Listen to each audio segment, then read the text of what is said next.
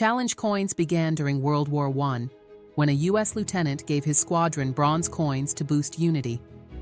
The military tradition included coin checks, where failing to present your coin meant buying drinks. Veterans later brought this tradition into firehouses and EMS agencies. By the late 20th century, fire and EMS departments began designing their own coins. These coins often feature logos, station numbers, the Maltese Cross, Star of Life, or Saint Florian, symbols of courage, medicine, and faith.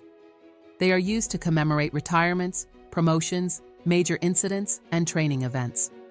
Common symbols on challenge coins include Maltese Cross, firefighter courage; Star of Life, EMS response; Saint Florian, patron saint of firefighters.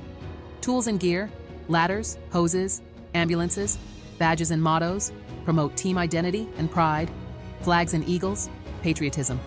Coin checks, a playful test; no coin, buy drinks; collectibles, rare coins from historic events are valuable. Chief coins, many chiefs gift custom coins, unity coins; celebrate joint fire, police, and EMS teamwork. Today, challenge coins are used to welcome new recruits, thank community members, and even promote mental health.